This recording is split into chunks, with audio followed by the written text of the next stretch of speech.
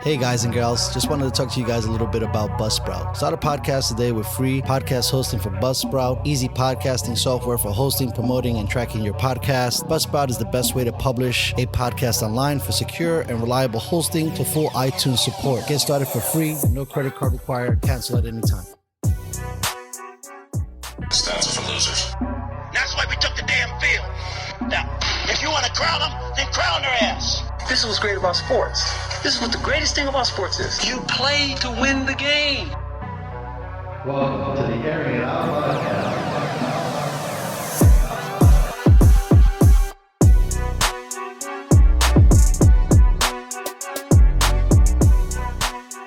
Welcome back, ladies and gentlemen, to the Airing It Out podcast. I am blessed and honored to have Harrison Glaser, a Jets writer. How you doing, brother? I'm doing great, man. I'm really excited to be here. Excited for the season coming up. It's been a rough year, with everything going on, but I feel like sports is going to, give us something to unite about, give us something to look forward to. Yeah, no, I never thought that it would. I love sports a lot, and it's a good silver lining for us to look something forward to, because I feel like we as the people are a little bit more divided than we ever have been in a while. And I'm glad. It's weird, right? Like baseball and basketball, I don't think really unite a lot of different coaches and people. I mean, I feel like it happens sometimes, but there's nothing like football, right? Because it's only once a week. So you got to all come together. You kind of let all your problems for the week kind of go away, and you just, everybody gets dialed in to watch the game. Yeah, I feel you, man. Feel the exact same way. So I wanted to start with some heavy hitters. So this Bell and Gase thing, is this a soap opera that doesn't seem to stop? Are they being nice in front of the camera and something else behind closed doors? Because they just seem. I mean, I don't know. I mean, I love Twitter as much as you do, but when you're getting kicked off of practice or not kicked out, removed from practice because of a hamstring injury, and you immediately run to Twitter and saying that you weren't injured, I just don't understand what the beef is between Gase and Bell. Yeah, I have a pretty unique perspective on it. I think, you hear a little bit of it in the background, people saying that it's kind of just noise being created. It's a combination of that plus the two dynamics of the two guys. I've been watching Gase for a little while, and I know I've spoken to a lot of people about it, and a lot would agree with me. The biggest issue Adam Gase has is he's not the best at communicating initially how he feels, what he's thinking. He keeps it to himself. He's very reserved, which I can understand. But when you get a guy like Le'Veon Bell, you take him out of the game, you do something, you don't communicate that to him. It causes problems, causes tension. And then you get the other side of it where, people want a story, especially when, nothing's going on. When there's not much, something like that is something to talk about. It gets people going. So I think it's a combination, not as much that they don't like each other, but more that Gase isn't the best at communicating what he wants with his players, unlike a guy like, Rex Ryan, where the players just loved and were always on the same page. Bell can get a little, hot-headed, so that can be an issue because they don't communicate the greatest. But I do think it's more being blown out of proportion than it really is, and that's what the fires make the issue. So I sent you some of the questions. So I want to jump around here because you touched something that I was really interested to talk to you about. So we'll go back and forth really quickly. So if you're not a great communicator, right, and you're sitting in an office with guys that are trying to hire you, why would the Jets front office believe that this guy could potentially be a leader of men in that regard? It's a great question, and I've noticed it really comes down to coaching archetypes and the way they. If you look at guys like in the past, like a Tom Landry, he wasn't the greatest at telling players what on the field to do, but he was one of the greatest team builders you'll ever see, putting players in the right position to succeed when they need to be. And then you get a flip side, a guy like, Herman Edwards, Rex Ryan, that's more of a motivational guy. Gets his players inspired, they believe in him, they talk to him about personal things. I think it's more the dynamic. If Gase isn't, he's more on that Landry side, where you're not going to see him, like you see like last year when he gets upset, he sits on the bench alone. He doesn't communicate how he feels. He's always in his own head, which is good what you want in a coach. He's always thinking. But with that dynamic, in that situation, like with a Landry, it has to pan out. If you're that kind of guy that, wants to build your team, have them build, trusting in you, if it's not working, that's going to be the biggest thing. So I think this year is going to be a big make or break for him. Douglas has put all the right positions in. He's made amazing decisions. The team's not great, but they have enough positions and people in places where if they have an awful year, I could definitely see Gase being fired. So that was another thing that I was concerned too. Gase had probably Peyton Manning for like an hour, and it padded his resume, and then he had that ridiculous Miami game where they look like they play volleyball or kickball. I don't even know how they took that thing to the house, passing it like 17 times laterally to finally get it in the end zone. If you don't win, it's hard to be a very stern coach. I think moving forward, we've kind of come out of those Landry, Parcells. I think even Belichick, it's only been tolerated because he has won. I think the Pete Carrolls of the world are seeing maybe that's the transition we need to be moving forward. You know, these are grown men who are millionaires. I don't think the screaming and the yelling or the no talking to and not communicating properly might be the answer. And sometimes I get a little depressed being a Jets fan because it just seems like, you know, we look like we're prospering. We pull a trigger like on a guy like Rex, but he seems to be too chill and too laid back. And so like maybe that doesn't inspire the guys enough. And then we get this tyrant and it seems like it pisses off everybody. So it's just this really weird fine line. I do hope that Gase and Bell eventually get on the same page. I mean, I read an article saying that they're looking to involve Bell more in the offense. I just had New York Jet Mike and New York Jet Matt on the show. I don't know if you follow them on Twitter, but they were talking, and I believe that he had some of the most touches in the league, Le'Veon Bell, last season. So to get him more involved in the offense, I think that definitely pleases a player. So segueing back to Bell, even if they don't work it out, has Bell played potentially his last season as a Jet? It's a good question. I think you kind of nailed it on the head a second ago when you were mentioning, you know, how he's being utilized. Because Adam Gase did, you know, I think it was about a month ago or so, he did publicly come out and admit, you know, that he felt that he didn't use Bell to his full potential. He wasn't using him not just carry-wise, but to his strength, which is what you want to see from a coach. You don't want to force a player into your scheme just to make it work. So I felt like that was a good thing because it shows two things. You know, it shows that he's acknowledging his mistake and that he's willing to change and make the right decisions, hopefully. So I think it's going to come down to, you know, how he uses Bell, because we know Bell is a great running back. We watched what he's done in the past. I mean, I wouldn't say, you know, maybe it's possible he's not exactly what he was, you know, in 15, 16, 17 when he was just a tank. But then again, you look at what he's done this offseason. I don't know if you're familiar with the Different Breed Sports Academy. It's unbelievable. The dude has completely revamped himself. He's boxing and shadow boxing every day. He's working out, jumping rope. He's literally lost about 15 pounds. He looks leaner, looks the best I've ever seen him. In camp, I've never seen him faster. So I honestly think Gase feels he's made the right, that he wants to change the way he uses Bell. Bell's in that great shape. I could honestly see Bell having one of those years like he did back in 15, 16, 17, where he is a major workhorse, him and Frank Gore.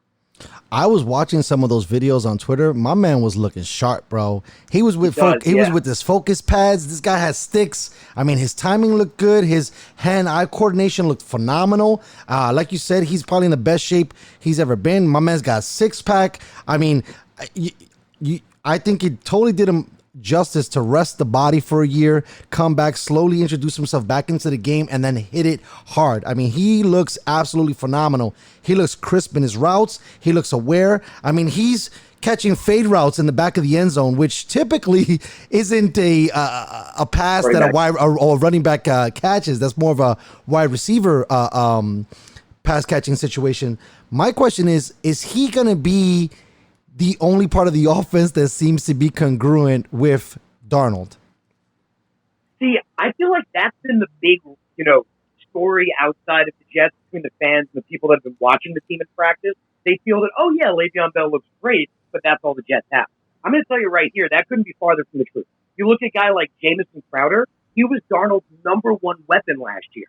He had over 800 yards, almost the best career year he'd ever had. And you have to remember, Darnold missed 3 games. I'm convinced, and many other fans are, that if he had played the whole season, Crowder would have easily had a 1,000-yard season, which I definitely think he's going to have this year, because slot receivers, just like Wayne Forbett, you know, back in the day, getting those first downs, they're totally underappreciated until you need them. I couldn't. You look at I other couldn't guys, agree more. Go ahead. yeah, you look at a guy like Herndon, for example. He was one of Darnold's number one weapons in 2018. He wasn't around last year, but if he's back to that form, he'll be great. Last year, Ryan Britton was second on the Jets with the most touchdowns on the whole team. And now we got Rashad Perriman. Rashad Perriman in the last 5 games of last season had 506 yards and 5 touchdowns. So if he can keep that trend up, he could easily also have another 1,000 yards a year. So I definitely think Bell's going to be a part of it, but Darnold has more weapons than people realize. To bring it to a fantasy thing, I've watched Perryman since he was a rookie. I mean, the guy checks all the boxes, right? You know, speed, height, wingspan, hand size, vertical. I think one of the question marks has been health, right? And so he's already has a bit of a nagging injury in camp. So the biggest part of the NFL, I think, is being available. And I just hope that he is available through those 16 games, because I think now, as you break it down, the Jets quietly might be loaded, right? Now you just pick up Dante Moncrief, who's, not per se an every down player, but now you got a jump ball wide receiver in the end zone. You give Le'Veon Bell. You got Frank Gore, who is probably one of the greatest pros in the building. He's going to teach guys how to get it done, how to seal the deal. I can't imagine a man who's had 2 surgical knee surgeries has lasted in the NFL for 10 plus years. And we got the rookie, so they do seem to be building momentum in that regard. I also have concerns, and you tell me what you feel about their offensive line, because they went out and they spent some money and they did some trades within the last few years. But again, health has been a concern. See, offensive line, I feel like just like even more than the other positions is something people should really be excited about, because last year, I would say arguably we saw one of the worst offensive lines in NFL history. They were second to last for the majority of the whole season in the pass game and literally last in the run game when you have a guy like Le'Veon Bell who can run. So the team was awful last year. Terrible line. You were seeing some games where you had 10 sacks a season. If you look at this year, they have guys like Greg Van Roten. Van Roten was an average guard for the Panthers for many years. Now, fans hear average and, they're like, oh, average, that's not great. But you have to remember, average is a big jump when you're coming from the bottom. So if we were 31, 32 and everything, if we can be average, just average this season, that's a 16-spot jump. They're right back now to the middle of the pack. And you can win a Super Bowl with an average line. You got guys, like I said, Van Roten, who's been great. McGovern last year, he played over 1,000 snaps, only allowed 1 sack, committed no penalties.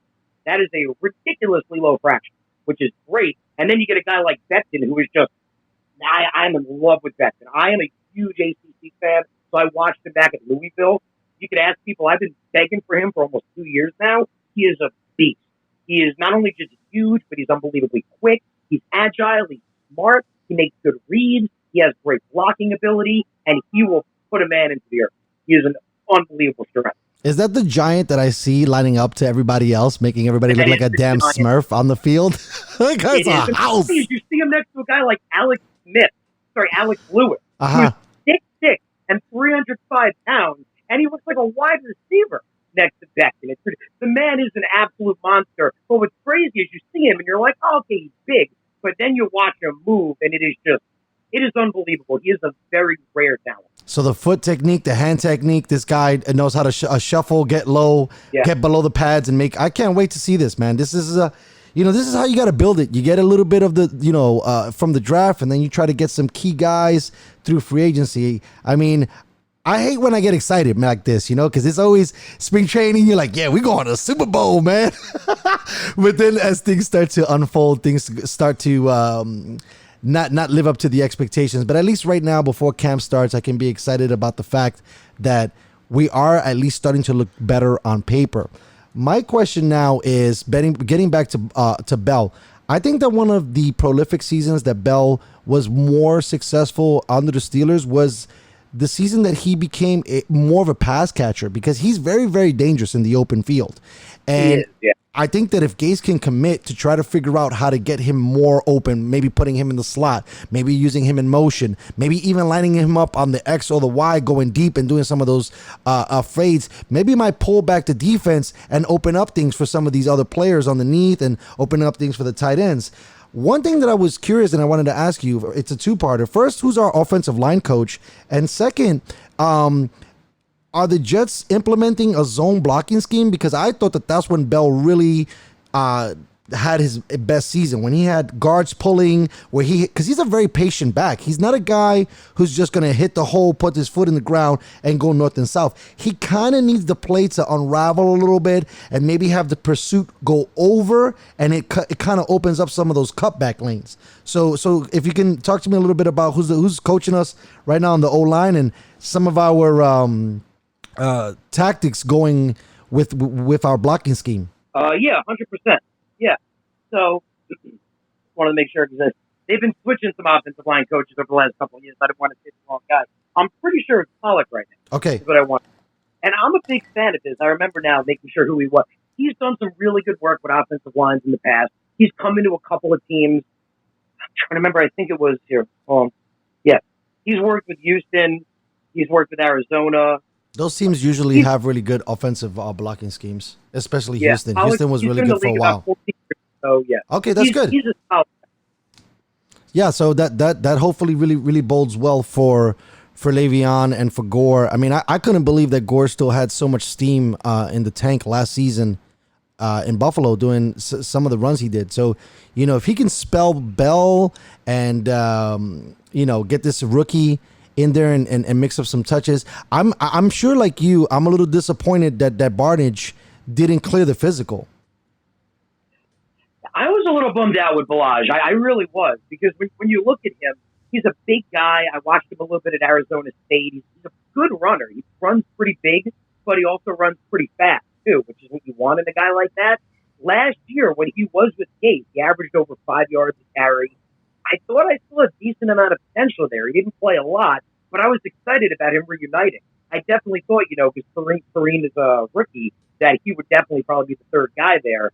But the good news about LaMichael is they're saying that he's pretty healthy. They're saying even though he was taken away on a cart, he should be ready within, if not by week 1, week 2 or 3. So that's good. But you mentioned Frank Gore. The dude is just, I want to know what he does in his life, because it's amazing.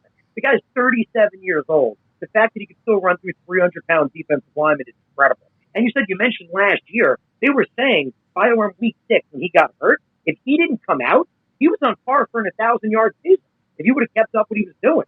So, yeah, he's 37, but there is no signs of him slowing down. He's got the third most rushing yards in NFL history. I could definitely see him complementing Bell really well, because he's more of a downline runner as opposed to Bell, who's more lateral. So I really think the two of them, especially, like I said, with the new offensive line, like I said, an average line is great. People are, they were complaining about that. Oh, average. You want a top line, but when you're coming from the bottom, average is a big jump. So I definitely think with a decent offensive line play, the two of them really are going to help alleviate Darnold, which is going to open up that passing game for guys like Crowder, Harriman when he comes back, Mims, who I'm just so high on. I love Mims. So, yeah, I definitely got to ask Frank if I had a chance, what's his fountain of youth drug, because I'm pushing 40, bro, and I could not run through a guy, and I wake up in the morning and stuff hurts, and I did not play professional ball at all. So shit, man, I'm 30 and I'm 100% with you. God bless him, man, that he was able to cut out such a great career. And even though it seems like he's been a bit of a journeyman, I will always remember him as a Niner. I'm happy to see that he's here in New York. And like I said, again, I think you need some of those vets to teach guys how to get stuff done. And when you go through adversity, I think that they really help the locker room presence. I think even if he doesn't play all 16, to have him on the sidelines, to have his point of view and perspective, I think is gonna be amazing. I wanted, so funny, because I told you I wanted to wait until I sent you everything, and then I almost cried. Not too much, but here goes Tom Brady again, bro, wilding out, and then they get Fournette. I mean, I literally once we lost Barnage, I was like, okay, cool. Maybe we could go get Fournette. That would be ridiculous. And now they snatched this guy up, and I'm just like, golly, Tom Brady must be one of the luckiest guys on the planet. In a past life, he must have been a saint or something. Like, they looking out for this guy or something. He just gets almost every freaking break. I'm glad that we don't have to play them in the division this year. Segueing into that, I'm sure as plugged in as you are, you've seen Allen and Diggs hook up and they're looking amazing. Switching gears to the defense, do we have enough in the cupboard to slow down Diggs? Well, I've been saying this for a little while. I know Bills fans don't want to hear it, but I wasn't a huge fan of Allen when he came out of the draft. I know he's got an unbelievably strong arm. Dude could probably throw it from one end zone to the other, and he's a great runner. So I feel like the Bills, McDermott, he's smart, kind of like what the Ravens did with Lamar Jackson. Last year, they used him to his strength. He ran a lot, made a lot of throws outside the pocket. But I feel like with a guy like Lamar, when teams start to get notice that, like the Jets, they're going to blitz Allen a lot. They're going to be coming in his face, hitting him, forcing him to stay in the pocket and make those throws. And I feel like just like when you watch like in the Super Bowl, a guy like Mahomes versus Garoppolo, you can have a great defense like the Niners, but the best quarterback will win. The better quarterback will always prevail, like Mahomes did. And just from my personal feeling, again, I feel like Allen is an unbelievable athlete, but I just don't see that elite quarterback status of a pocket thrower. And I feel like if you get enough pressure, if you force him enough out, he'll make bad decisions. I think that was something that I noticed as well. To quote Trent Dilfer, when the pocket is muddy, he kind of doesn't make some of the better decisions. He gets a little nervous and gets a little rattled. I think a tendency we've seen a little bit with shucks, I don't know why I'm drawing a blank, but as quarterbacks feel the pressure and they have legs, they have a tendency of rolling out, and he does that a lot. And I don't think that you're going to get the most accurately thrown balls. So if the Jets, I think they play the Bills in Buffalo week 1. If they can steal that win, I think that's going to be a lot of momentum, and that's going to be really, really huge, because then now the second time around, they're going to have to play in our house, and who really knows at that point where we're at, because I really feel good about our schedule, even though it's a bit challenging. How do you feel about the strength of schedule this season? I was actually really surprised, man, because I know it's supposed to go by, how your team does. Like, the better your team is, the better your record, the better your schedule. Based on the strength of the Jets' schedule, if I didn't know anything about last season, I would have assumed they won like 10, 11, maybe not, at least 9 games. I agree. Just based on the strength of that schedule alone. So I think it's a really tough schedule, even though I'm so excited about the team. They play like the Saints, the Niners. There's a lot of really tough games. They got to go to the California twice, which West Coast teams playing on that Western time zone usually doesn't work out. I mean, we got to play the Raiders. We got to play Kansas City, who's the Super Bowl champions. I mean, I agree with you. I was a little nervous, not nervous. I was a little suspect about that too. I was like, this thing kind of reads like we won a lot of games. Like, I don't know if you're trying to put us on prime time, or maybe there is wishful thinking on behalf of the leadership at the top at the NFL, but that middle schedule gets really tough. To have to play the Rams in their house, to have to play the Chargers in their house. Like I said again, to play Kansas City and the Niners. I mean, those first 3 games, Buffalo in Buffalo, and then I think week 3 is San Francisco. It's like, holy smokes. This is gonna be. We're gonna really find out a lot of grit about this team, I believe. Yeah, no, I 100% agree. I feel like the best way to put it is the Jets have done the right thing. Douglas is. But anyone knows, Rome wasn't built in a day. You can't fix a team that's been unfortunately, it's like a train wreck. It's been for so long, with bad GMs making bad draft decisions, swinging in free agency, paying a lot of money to a Band-Aid fix. It takes time to fix that. And I feel like that's the problem this year. We're getting there, but we're playing a lot of teams, like you just said, that are there already. Teams that are Super Bowl ready teams. And I just don't see us winning those games. Yeah, I was concerned a little bit to see how the cohesion is going to be with the offense and with the defense, even knowing that the defense has lost 2 Pro Bowl players potentially.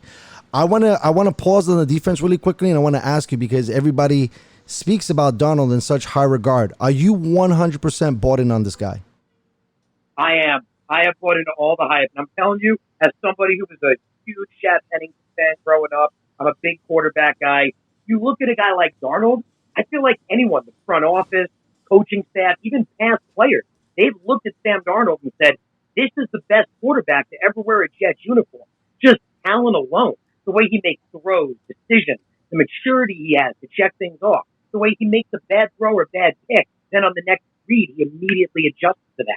I feel like the problem is going to be, like you saw with guys like Sanchez in the past, building a team around him. I feel like the talent is there. He's the guy. I feel like the guy's saying, we should bomb for Trevor Lawrence. That's just crazy. I feel like Darnold is definitely the guy. So, I mean, like I said, I feel like you look at other quarterbacks in the past, I feel like he's the most talented one to ever wear a Jets uniform. I feel like as long as, the offensive line's getting better, it's going to come down to, I really feel like next season, getting big in the draft again, maybe bringing in a top wide receiver. As long as you keep building, unlike you saw with guys like Sanchez, 2009, 2010, great team around him, takes us to AFC Championship, double years in a row. Third year, the whole team erodes away. Edwards gone, Holmes gone, and they wonder, why is he so bad? That's true. That is true. I mean, again, I think a lot of miscues on the Jets' behalf has come a lot from the front office. Like, I couldn't understand really how you let, someone basically spend all the money and then you bring in another guy. I mean, if you were going to fire that GM, I really wish that Douglas had an opportunity to spend that money initially. I didn't really understand why they would cut someone mid-decision, especially after you went through a draft and free agency. I would have thought that I would want somebody to come in and have an opportunity to both get players in the free agency as well as people in the draft. But it looks like Joe looks dialed. He looks like he has purpose and understands what he's doing and how he wants to get it done. So that's going to be pretty awesome. Moving back to the defense, with us missing C.J. Mosley, who had a potential of being the comeback player of the year potentially, and losing who I call the human wrecking ball, Adams, going up to Seattle, would it be in our best interest to take a look at Jadeveon Clowney, because I believe he's still available as a free agent? Okay, you got a couple of questions. If you don't mind, if I can just go back. Got you. Yeah. You said a second ago about, with the crazy decision about McCagnon and the firing of Douglas. I've been saying it for a while now. I've been calling, I know I'm not the only one. It comes down to bad owners. I mean, Johnson has been, and I'll call him out right now. I've been saying it for a while. And it's not just Johnson. If you go back in the past, I remember reading an article back written in about 2001 talking about Leon Hess, saying how he was a bad owner, didn't understand football, made bad decisions, and they were praying that Johnson was going to be different. I feel like the problem is we need an owner that understands football, understands to make these right decisions. I've been feeling this way for a while, but like you just said, after those things, the way things have been going, dysfunction starts at the top. It trickles down. We look at, all these bad GMs for so long and all these bad coaches. There has to be one consistent trend to it, and that trend is the owner of the team. I always make a joke that the Jets ownership just makes Q-tips. They know jack shit about running a football team. And I feel like that's the problem. Yeah, I mean, Johnson & Johnson, yeah, they'll make a hell of a baby shampoo, but it doesn't make you tear. It doesn't make you tear, but apparently the team makes you cry all the time. That should be the slogan. Seriously. I feel like that's the slogan right there. It's unreal, because I'm like, man, you think when you're good at business, it translates, but apparently it doesn't translate like that. I guess it really takes. I feel like sometimes people look at guys like Jerry Jones and get disillusioned on how it really works, because I still think even though Jerry Jones is a great businessman, he hasn't won since that head coach who basically bought in everything and the scheming and most of those guys from the U to change the culture in Dallas. I don't know. I think Robert Kraft probably does it the best. Just stay on the sidelines, hang back, get some of those amazing, shirts from Brooks Brothers that he wears all the time, looking fresh, and let the coaches coach and, be confident in the hiring that you do so that you can look good in the luxury box. Not so much worrying, trying out how to manipulate or looking yourself to look better. And I think now, isn't the kids are kind of the front faces for the organization, right? Because isn't it like Johnson Jr. doing a lot of the public speaking on behalf of ownership?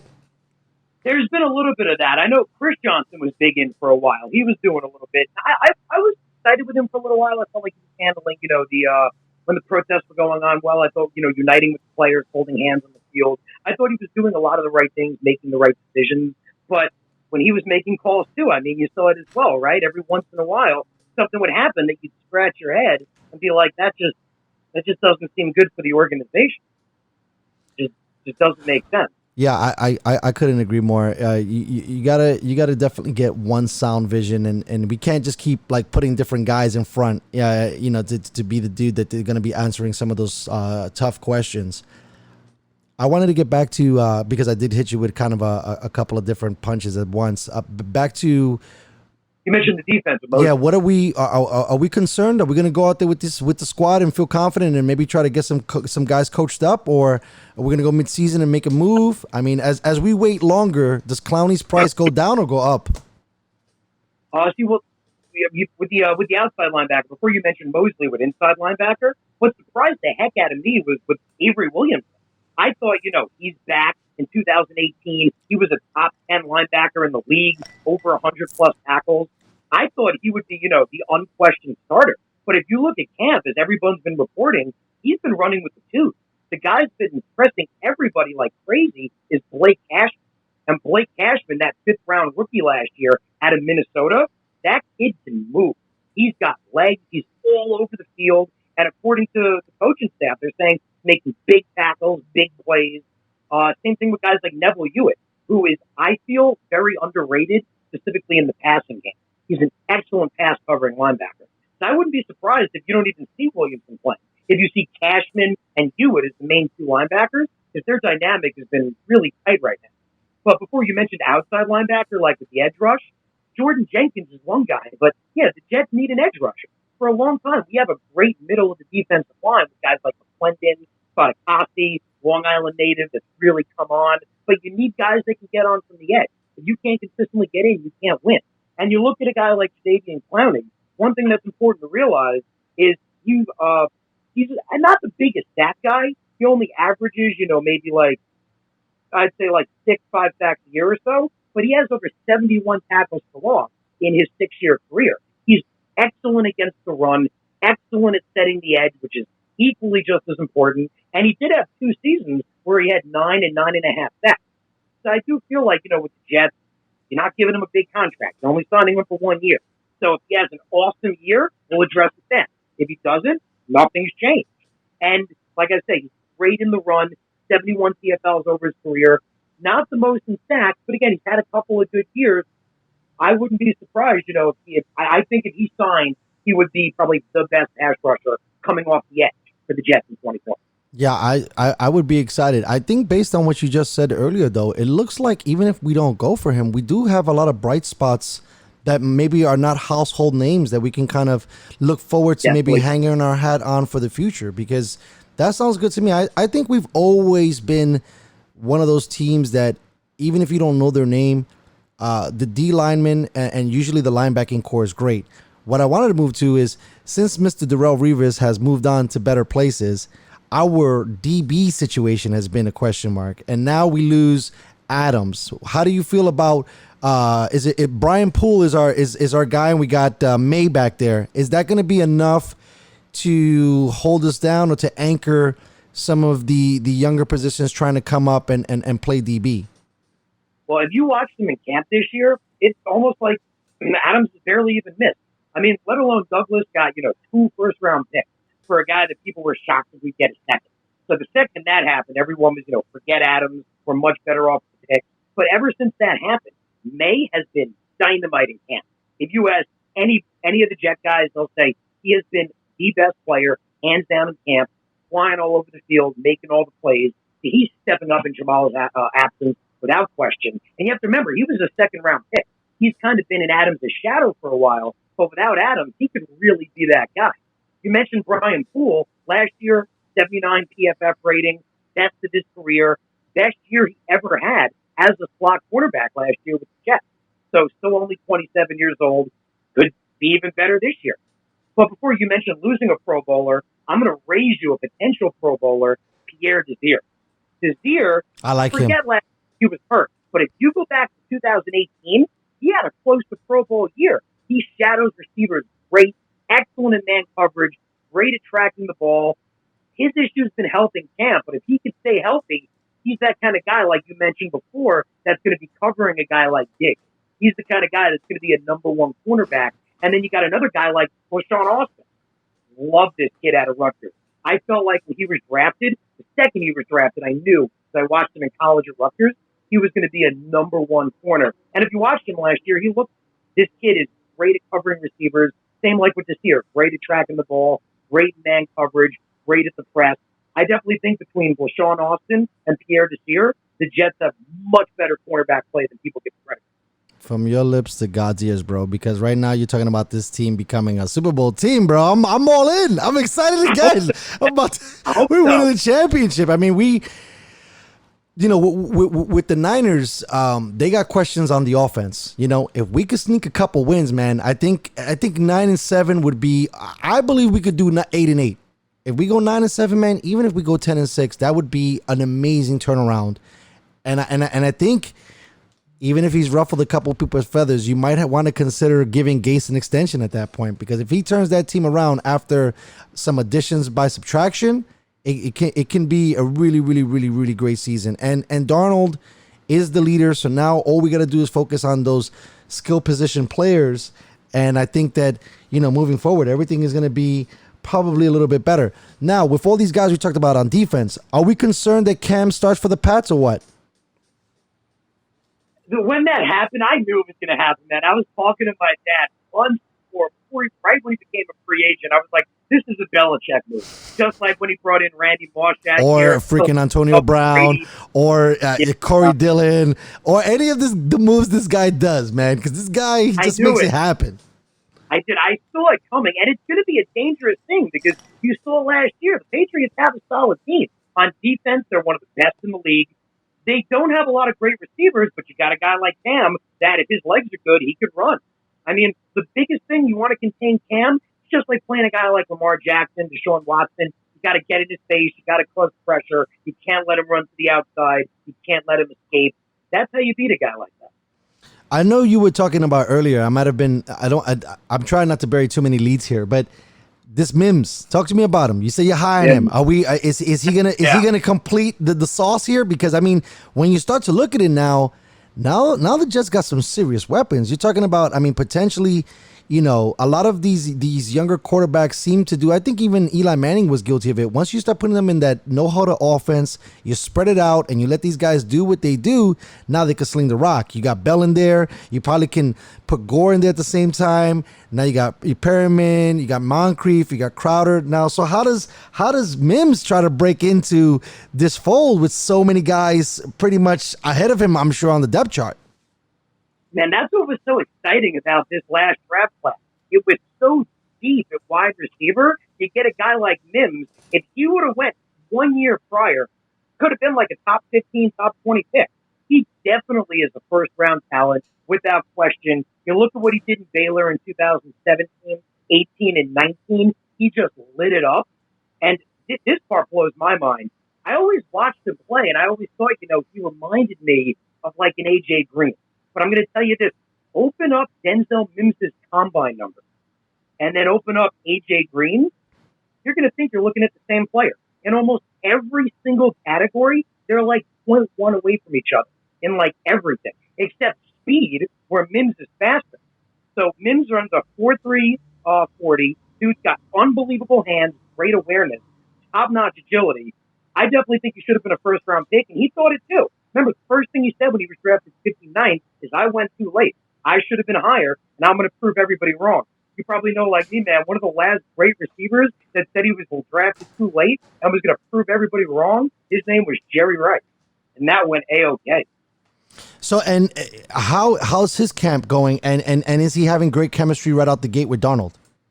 See, that's the problem, Mims, and this is understandable with all rookies, especially, right now, unfortunate coronavirus world we're living in. Injuries is ridiculous. Every team, it's not just the Jets. Everyone's got piled up injuries, lingering ones like hamstrings. Mims had that too. So Mims really hasn't practiced. He's been out for the most part. He's just working his way in. But he's one of those guys, when he starts to play, the chemistry is just going to click. I mean, he's got unbelievable top-end speed, unbelievable hands. It might take a week or two, but I'm convinced by at least mid-season, he's going to be in that starting lineup. He's going to be in that rotation. Well, that's great.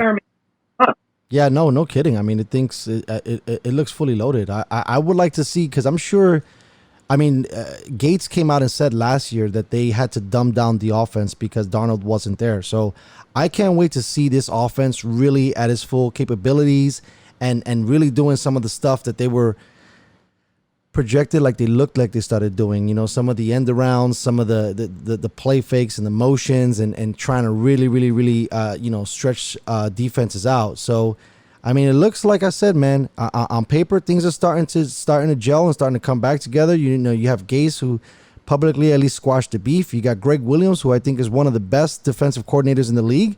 I mean, I hope we don't get caught in a bounty gate situation, but if we do, hopefully it doesn't come out, because I don't know. But he's good at making defenses nasty, and that's what we need. We need a little bit of an attitude, especially like I said, we've lost some players. Not to keep it so centric on real life, I wanted to talk to you a little bit about your Madden expertise, and I've always been a big fan of Madden. I've played Madden since I think it was on the Super Nintendo. It's definitely made some leaps and bounds. They have argued that it's a limited franchise. How do you feel about some of the things that they've improved, or some of the things that they should be improving on? I honestly feel in this situation, Madden themselves and the fans are 100% correct in their assessment. The fans are mad because you look at something like Madden Ultimate Team. They know, unlike everybody else, Madden's a business. And a business, they want to make money. They know where their bread is buttered. And their bread is buttered with Madden Ultimate Team. That's where the money is, with the coins, with the players, with the money there. So if you look in the last 5-6 years alone, they've put unbelievable amount of work into the Madden Ultimate Team, changing things around, changing cards, changing teams, changing all these things. But in franchise, it's limited changes. But at the same time, like I said, on their perspective, like I kind of mentioned earlier in the podcast, they've made kind of minor changes that, so you know, the average person don't seem big because you watch the footage and everything still seems the same. But in the gameplay itself, you feel it. Like I think it was 2 years ago or so, they moved to the Frostbite engine. When they moved to the Frostbite engine, that was a huge change. I felt like it was instantly more realistic. Player hitting each other was more realistic. Now you look at this year, like I was mentioning earlier, running to the outside. I could take a guy like Le'Veon Bell last year, do an outside stretch, and I could probably get like 30 yards almost every time. It doesn't work like that anymore because they've made the ends and the guys on the corners a little more intelligent, where they can read the run, make decisions, cut to the outside as opposed to cutting in to open the gap. I've noticed in coverage, the tracking of corners with the corners is a little better. So it's these minor changes like that you don't seem to notice. But when you're playing the game and you're like, oh, I'm getting picked off so much more than I used to, there's a reason for that. Well, that's good. I'm glad because I think what was it? 2K Football really stole a lot of the momentum with having some of the post game highlights and the franchise mode being a little bit more detailed. But there's nothing like Madden. They have all the licensing and all the rights to all the players' names, likenesses, and team logos and stuff like that. So I haven't got it yet. I played barely Madden 20, but it was great. I mean, the character animation was fantastic, as you mentioned. It seemed to be a more fluid game. I mean, I play right now just for fun 2011 because I have a franchise mode in there that I don't want to give up. But you can see that it has done a lot of changes. Do you enjoy or not care for too much this X Factor player that they've brought into the fold as you talk about some of the newer changes too? Oh, and yeah, not just the X Factor, the archetype. That was a huge change. I thought that was amazing because if you go prior to the archetype, there wasn't that differentiation, between this guy has more power and this guy has more finesse, but there wasn't differentiation like that. Now these archetypes are amazing. You can literally progress a guy in certain ways. You want him to have strength or pass blocking ability. And especially in the new game with I don't know if you're familiar with the new pass rush mechanic. No. Talk to me a little bit about it. So it's another amazing thing they've changed. You look at I play on PlayStation. I don't know the Xbox buttons, but on PlayStation, if you wanted to rush the quarterback, it was 2 buttons. One button was power rush. One button was finesse. Now there's over 6 different buttons. You can't use those buttons anymore. And you actually use the hit stick button, that kind of control. R3. Mm-hmm. Yeah, you do that. Push up, gives a rip move, So that's going to be better for guys that pull past defenders better. There's bull rush now if you pull down. So that's better for a bull rush guy. And I've noticed it's legit. Like, I tried it out. Like, for example, for the Jets, I took a guy like Terrell Bash, great with the rip, tried the bull rush, sucked. Used Quentin Williams, that busted through the guy with the bull rush, tried to do a spin, couldn't do it. So the moves are very unique to the certain archetype. So I really think they've done a really good job. And not just with that, I don't know if you're familiar with the face of the franchise mode. No, I haven't. Really tell me about this some more. I haven't really dived into some of the Madden stuff. They did it last year. They started with it last season, the face of the franchise, where basically you start in college, you pick your school, you play through college. It's an interesting dynamic. First, you're benched. Then all of a sudden the guy gets hurt. You're forced in during the championship game. You either win or lose. It changes your draft status. And then you actually play in the regular game after all that. This year, they've gone even more into it. Now, I haven't done it yet, but I watched a lot of videos on it. You start out in high school. You're actually making high school decisions with coaches there, running things, changing your archetype.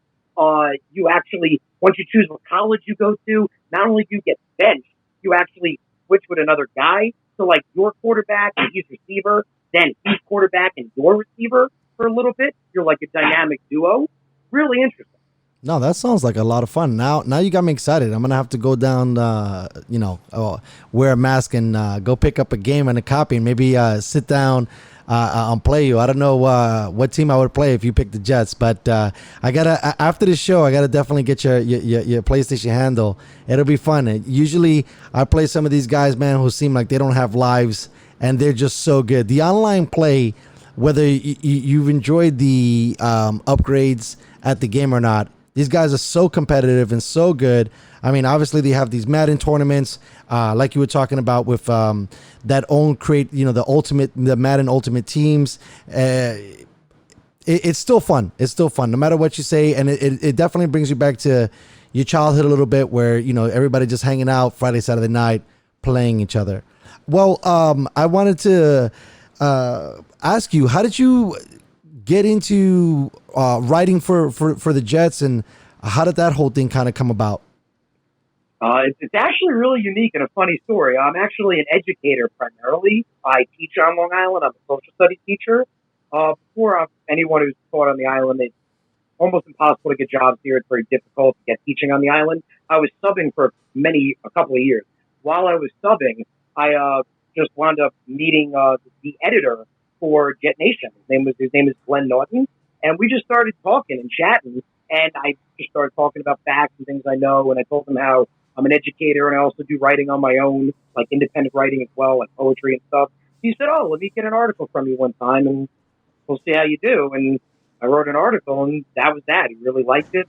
So I was on there about, I'd say, almost a year, all the time writing. Then everyone got specific tasks, so I got pigeonholed into doing specifically like injury reports and who's going to step up in their absences. And then I wound up it's really great. I got a full-time teaching job on the island, so I haven't been doing it as much. So I'm not writing for them as much anymore, but it was unique. Yeah, I just kind of fell into it, really. I was just like, hey, I love football. Maybe I can write something sometime. And he was like, yeah, we'll see. And then I wrote it, and he was like, so far, so good. Well, that's crazy. I love when you kind of stumble into things. That's pretty awesome. Yeah, I have a few friends from Long Island, so I know trying to work and live there can be difficult because everybody seems to head to the city. But with things going on now, I'm sure you're happier that your commute is not headed to the city, especially with some of the restrictions that they've put due to COVID. Well, Harrison, first of all, I love the first name. Great first name, bro. It always makes me think of Harrison from the Steelers. But I want to thank you so much, man, for taking time out of your busy day. I know you got a lot of stuff going on. Thanks for stopping by and chatting. I'm trying to make some regular folks, some permanent people on the show. I would love for that to be you moving forward and coming back and maybe starting to dive in on some of the games this season. Because what are we, 7 games away? I mean, 7 days away, 7 weeks away. Math is not my forte. I know the first game is on Sunday. So okay. Hold on. Yeah. Thursday, Not this week. Yeah. After Labor Day. So the season is upon us. So I can't wait to get you back in, and hopefully we're saying that the Jets are 3-0 or 3-1 or something like that mid-season. So I'm really excited. Again, thank you for coming on. That'd be great, man. I'm really hoping for the same thing. It's been an absolute pleasure. I really appreciate you having me on. It's been a great conversation you and me had. And yeah, I would definitely love to be on more. I look forward to coming back on and talking more football with you. Well, thanks again, bro. You take it easy. My pleasure, brother. Take care. Thanks, everybody, for listening. Enjoy your night.